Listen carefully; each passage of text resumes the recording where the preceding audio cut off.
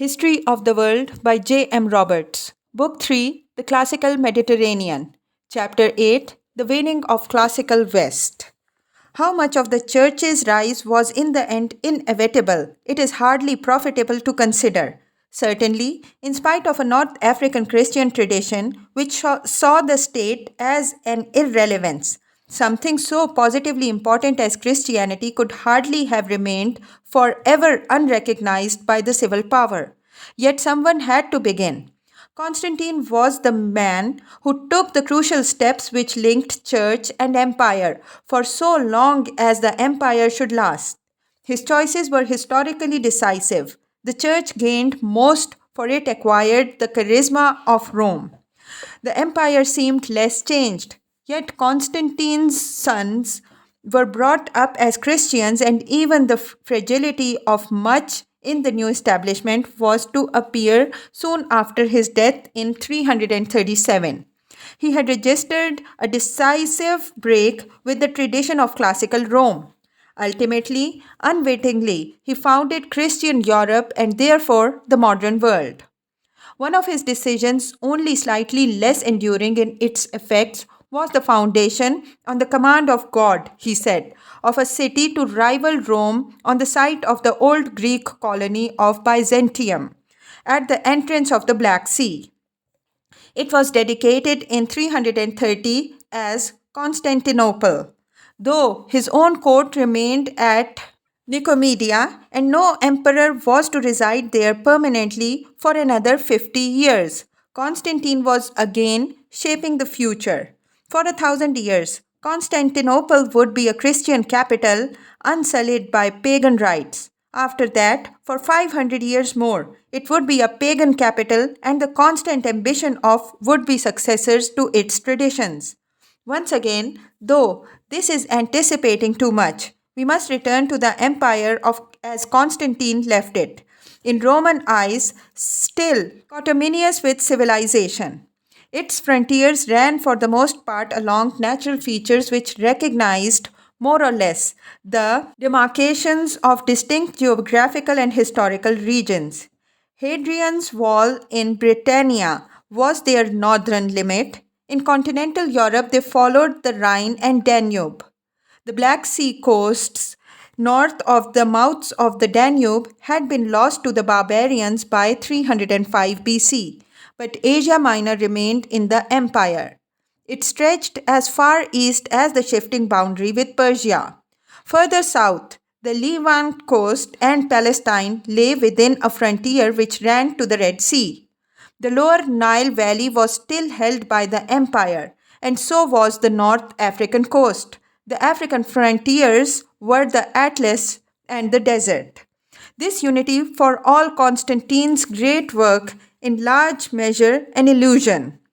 As the first experiments with co emperors had shown, the world of Roman civilization had grown too big for a unified political structure, however desirable to preservation of the myth of unity might be. Growing cultural differentiation between a Greek speaking East and Latin speaking West, the new importance of Asia Minor, Syria, and Egypt, in all of which there were the large Christian communities, after the establishment of Christianity and the continuing stimulus of direct contact with Asia in the East, all drove the point home. After 364, the two parts of the old empire were only once more and then only briefly ruled by the same man. Their institutions diverged further and further. In the East, the emperor was a theological as well as a juridical figure. The identity of empire and Christendom and the emperor's standing as the expression of divine intention were unambiguous. The West, on the other hand, had by 400 already seen adumbrated the distinction of the roles of church and state, which was to father one of the most creative arguments of European politics. There was an economic contrast too. The East was populous and still could raise great revenues, while the West was, by 300, unable to feed itself without Africa and the Mediterranean islands. It now seems obvious that the two distinct civilizations were to emerge, but it was a long time before any of the participants could see that. Instead, they saw something much more appalling. The Western Empire simply disappeared. By 500, when the boundaries of the Eastern Empire were still much what they had been under Constantine, and his successors were still holding their own against the Persians. The last Western emperor had been deposed and his insignia sent to Constantinople by a barbarian king who claimed to rule as the Eastern emperor's representative in the West. This is striking. What actually had collapsed? What had declined or fallen? 5th century writers bewailed it so much that it is easy to have the impression, heightened by such dramatic episodes of sacking of Rome itself, that the whole of society fell apart. This was not so. It was the state apparatus which collapsed, some of its functions ceasing to be carried out and some passing into other hands. This was quite enough to explain the alarm. Institutions with 1,000 years of history behind them gave way within a half century. It is hardly surprising that people have asked why ever since. One explanation is cumulative. The state apparatus in the West gradually seized up after the recovery of the 4th century. The whole concern became too big for the demographic, fiscal, and economic base which carried it. The main purpose of raising revenue was to pay for the military machine, but it became more and more difficult to raise enough. There were no more conquests after Dacia to bring in new tribute. Soon the measures adopted to squeeze out more taxes drove rich and poor alike to devices for avoiding them. The effect was to make agricultural states rely more and more upon meeting their own needs and becoming self supporting rather than producing for the market. Parallel with this went a crumbling of urban government as trade languished and the rich withdrew to the countryside. The military result was an army recruited from inferior material because better could not be paid for. Even the reform of dividing it into mobile and garrison forces had its defects, for the first lost their fighting spirit by being stationed at the imperial residence and becoming used to the pampering and privileges that went with city postings, while the second turned into settled colonists, unwilling to take risks which would jeopardize their homesteads. Another descent in the unending spiral of decline logically followed. A weaker army drove the empire to rely still more on the very barbarians the army was supposed to keep at bay. As they had to be recruited as mercenaries, soothing and conciliatory politics were needed to keep them sweet. This led the Romans to concede more to the barbarians just when the pressure of the Germanic folk movements was reaching a new climax. Migration and the attractive prospect of paid service with the empire probably counted for much more in the barbarian contribution to imperial collapse than the simple desire for loot. The prospect of booty might animate a raiding party but could hardly bring down an empire. At the beginning of the 4th century, Germanic peoples were stretched along the whole length of the frontier from the Rhine to the Black Sea, but it was in the south that the most formidable concentration was at the moment assembled. These were the Gothic peoples, Ostrogoths and Visigoth, who waited beyond the Danube. Some of them were already Christian, though in the Arian form. Together with Vandals, Burgundians, and Lombards, they made up an East Germanic group. To the north were the West Germans, Franks, Alemanni, Saxons, Frisians, and Thuringians. They would move into action in the second phase of the Völkerwanderung of the 4th and 5th centuries. The crisis began in the last quarter of the 4th century. The pressure of the Huns, a formidable nomadic people from Central Asia, on barbarians further west was mounting after 370. They overran the Ostrogothic territory, defeated the Alans, and then turned on the Visigoths near the Dniester. Unable to hold them, the Visigoths fled for refuge to the empire. In 376, they were allowed to cross the Danube to settle within the frontier. This was a new departure. Earlier barbarian incursions had been driven out or absorbed. Roman ways had attracted barbarian rulers, and their followers had joined Rome's army. The Visigoths, though, came as a people, perhaps 40,000 strong, keeping their own law and religion and remaining a compact unit. The Emperor Valens intended to disarm them. It was not done, and instead there was fighting. At the Battle of Adrianople in 378, the emperor was killed and a Roman army defeated by the Visigoth cavalry. The Visigoths ravaged Thrace. This was in more than one way a turning point. Now, whole tribes began to be enrolled as confederates. Foederati, a word first used in 406, and entered Roman territory to serve against other barbarians under their own chiefs. A temporary settlement with the Visigoths could not be maintained. The Eastern Empire was helpless to protect its European territories outside Constantinople, though when the Visigothic armies moved north towards Italy early in the 5th century, they were checked for a while by a Vandal general. By now, the defense of Italy, the old heart of the empire, was entirely dependent on barbarian auxiliaries, and soon even this was not enough.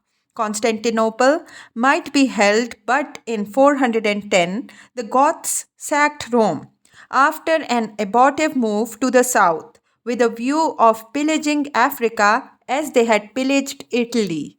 The Visigoths again turned north, crossed the Alps into Gaul, and eventually settled as the new kingdom of Toulouse in 419, a Gothic state within the empire where a Gothic aristocracy shared its overlordship with the old Gallo Roman landlords. These are confused events, difficult to follow, but there is still one other major movement of peoples which has to be noticed in order to explain the 5th century remaking of the European racial and cultural map. In return for their settlement in Aquitania, the Western Emperor had succeeded in getting the Visigoths to promise that they would help him to clear Spain of their barbarians. Of these, the most important were the Vandals. In 406, the Rhine frontier, denuded of soldiers sent to defend Italy against the Visigoths, had given way to, and the Vandals and Alans had broken into Gaul.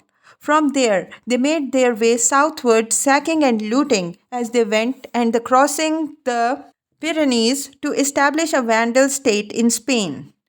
20 years later, they were tempted to Africa by a dissident Roman governor who wanted to help them.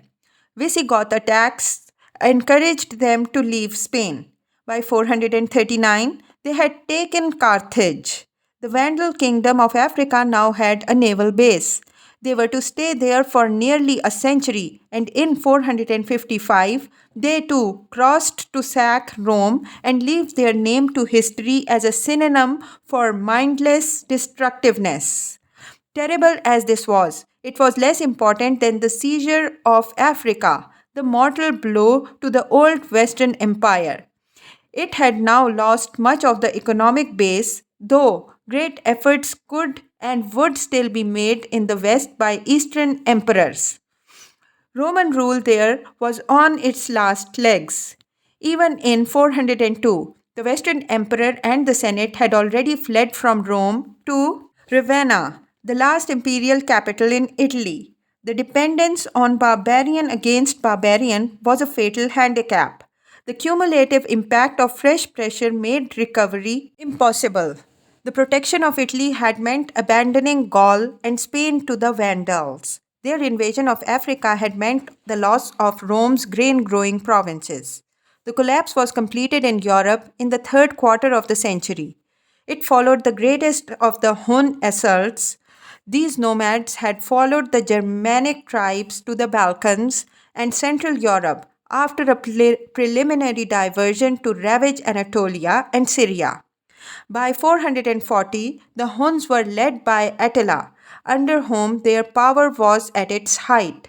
From Hungary, where the great steppe corridor of Asia peters out, he drove west for the last time with a huge army of allies, but was defeated near Troyes in 451 by a Roman army of Visigoths under the commander of a barbarian origin. This was the end of the Hun threat. Attila died 2 years later, apparently scheming to marry the Western Emperor's sister and perhaps become emperor himself. A great revolt the following year by the Hun subjects in Hungary finally broke them, and they were thenceforth almost lost to sight.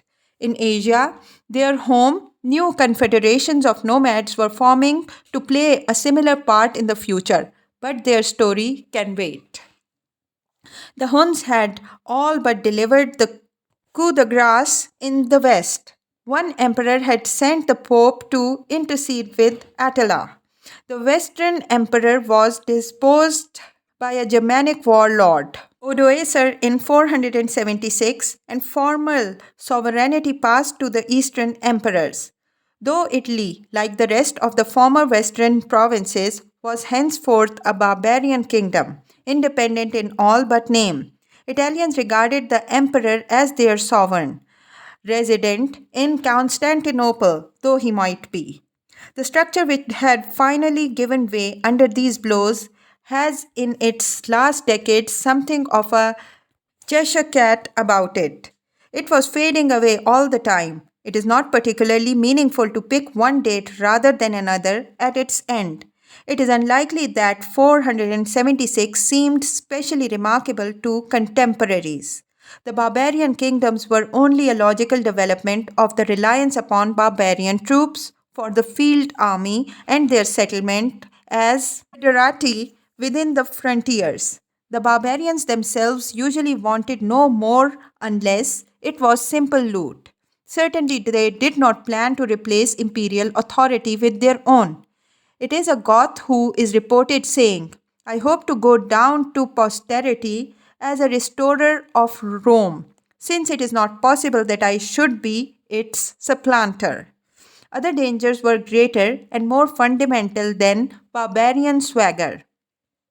Socially and economically, the tale of the 3rd century had been resumed in the 5th. Cities decayed and population fell. The civil service slid deeper into disorder as officials sought to protect themselves against inflation by taking payment for carrying out their duties. Though revenue declined as provinces were lost, the sale of offices somehow kept up the lavish expenditure of the court. But independence of action was gone. From being emperors whose powers rested on their armies, the last emperors of the West declined through the stage of being the equals in negotiation with barbarian warlords, whom they had to placate to being their puppets, cooped up in the last imperial capital, Ravenna. Contemporaries had been right in this sense to see the sack of Rome in 410 as the end of an age, for then it was revealed that the empire could no longer preserve the very heart of Romanitas. By then, there had been many other signs too of what was going on.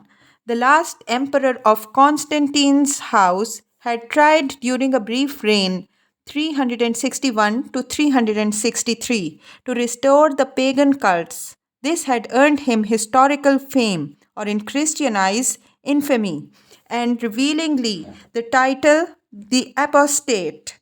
But he was not successful. Believing that a restoration of the old sacrifices would ensure the return of prosperity, he had too little time to test the proposition. What is now perhaps more striking is the unquestioned assumption that religion and public life were inseparably intertwined, on which his policy was based and which commanded general agreement. It was an assumption whose origins were Roman, not Christians.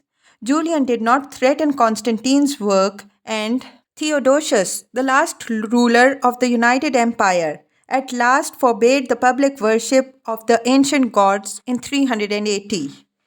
What this meant in practice is hard to say. In Egypt, it seems to have been the final landmark in the process of overcoming the ancient civilization which had been going on for 8 centuries or so. The victory of Greek ideas, first won by the philosophers of Alexandria, was now confirmed by the Christian clergy. The priests of the ancient cults were to be heralded as pagans. Roman paganism found outspoken defenders still in the 5th century, and only at the end of it were pagan teachers expelled from the universities at Athens and Constantinople. Nonetheless, a great turning point had been reached. In principle, the closed Christian society of the Middle Ages was now in existence. Christian emperors soon set about developing it in a particular direction, which became only too familiar by depriving Jews, the most easily identifiable of groups alien to the closed society, of their judicial equality with other citizens. Here was another turning point. Judaism had long been the only monotheistic representation in the pluralistic religious world of Rome, and now it was ousted by its derivative, Christianity. A prohibition on proselytizing was the first blow, and others soon followed. In 425, the Patriarchate, under which Jews had enjoyed administrative autonomy, was abolished. When pogroms occurred, Jews began to withdraw to Persian territory. Their growing alienation from the empire weakened it, for they could soon call upon Rome's enemies for help. Jewish Arab states, which lay along trade routes to Asia through the Red Sea, were able to inflict damage on Roman interests in support of their co religionists too. Ideological rigor came at a high price. Theodosius's reign is also notable in Christian history because of his quarrel with Saint Ambrose, Bishop of Milan. In 390, after an insurrection at Thessalonica, Theodosius pitilessly massacred thousands of its inhabitants. To the amazement of the contemporaries, the emperor was soon seen standing in penance for the deed in a Milan church. Ambrose had refused him communion. Superstition had won the first round of what was to prove a long battle for humanity and enlightenment.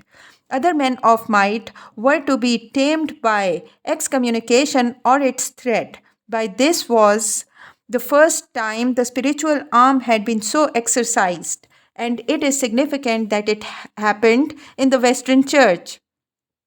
Ambrose had alleged a higher duty for his office than that owed to the emperor. It is the inauguration of a great theme of Western European history, the tension of spiritual and secular claims, which was time and time again to pull it back into a progressive channel, the conflict of church and state. By then, a glorious century for Christianity was almost over. It had been a great age of evangelization in which missionaries had penetrated as far afield as Ethiopia, a brilliant age of theology, and above all, the age of establishment. Yet the Christianity of the age has about it much which now seems repellent. Establishment gave Christians power they did not hesitate to use. We look on the same stars, the same heavens are above us all, pleaded one pagan to Saint Ambrose. The same universe surrounds us. What matters it by what method each of us arrives at the truth? But Symmachus asked in vain. East and West, the temper of the Christian churches was intransigent and enthusiastic, if there was a distinction between the two.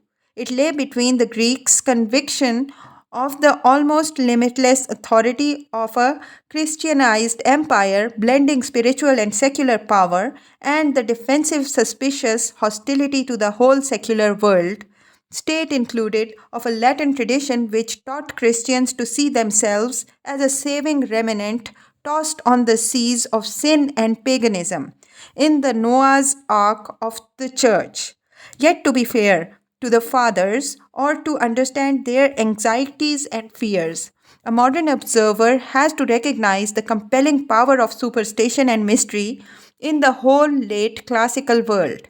Christianity acknowledged and expressed it. The demons among whom Christians walked their earthly ways were real to them and to pagans alike, and a 5th century pope consulted the augurs in order to find out what to do about the Goths. This is part of the explanation of the bitterness with which heresy and schism were pursued. Arianism had not been finished off at Nicaea. It flourished among the Gothic peoples, and Arian Christianity was dominant over much of Italy, Gaul, and Spain. The Catholic Church was not persecuted in the Arian barbarian kingdoms, but it was neglected there, and when everything depended on patronage of the rulers, and the great neglect would be dangerous. Another threat was the Donatist schism in Africa, which had taken on a social content and broke out in violent conflicts of towns and country. In Africa, too, the old thread of Gnosticism lived again in Manichaeism, which came to the west from Persia, another heresy. Pelagianism showed the readiness of some Christians in Latinized Europe to welcome a version of Christianity which subordinated mystery and sacramentalism to the aim of living a good life. Few men were better fitted to the temperament or education to discern, analyze, and combat such dangers than was Saint Augustine, the greatest of the fathers. It was important that he came from Africa, that is to say, the Roman province of that name, which corresponded roughly to Tunisia and eastern Algeria, where he was born in 354. African Christianity had more than a century's life behind it by then, but was still a minority affair. The African church had a special temper of its own since the days of the Tertullian, its great founding figure. Its roots did not lie in the Hellenized cities of the East, but in the soil laid down by the religions of Carthage and Numidia, which lingered on amid the Berber peasantry. The humanized deities of Olympus had never been at home in Africa. The local traditions were of remote gods dwelling in mountains and high places, worshipped in savage and ecstatic rituals. The Carthaginians are supposed to have practiced child sacrifice. The intransigent, violent temper of the African Christianity, which grew up against this background, was reflected to the full in Augustine's own personality. He responded to the same psychological stimuli and felt the need to confront the fact of an evil lurking in himself. One answer was available and popular. The stark dualism of Manichaeism had a very wide appeal in Africa. Augustine was a Manichae for nearly 10 years. Characteristically, he then reacted against his errors with great violence. Before adulthood and Manichaeism, Augustine's education had oriented him towards a public career in the Western Empire. That education was overwhelmingly Latin. Augustine probably spoke only that language and certainly found Greek difficult and very selective. Its skills were those of rhetoric, and it was in them that Augustine first won prizes, but as for ideas, it was barren. Augustine taught himself by reading. His first great step forward was the discovery of works of Cicero, probably his first contact, though at second hand, with the classical Athenian tradition. Augustine's lay career ended in Milan, where he had gone to teach rhetoric. With his baptism as a Catholic by the Saint Ambrose himself in 387. At that time, Ambrose exercised an authority which rivaled that of the empire itself in one of the most important cities. Augustine's observation of this relation between religion and secular power confirmed him in his views, very different from those of Greek churchmen, who welcomed the conflation of lay and religious authority in the emperor, which followed establishment. Augustine then returned to Africa, first to live as a monk at Hippo, and then reluctantly to become its bishop. Then remained until his death in 430, building up Catholicism's position against the Donatists, and almost by the way, thanks to the vast correspondence and a huge literary output, becoming a dominant personality of Western Church.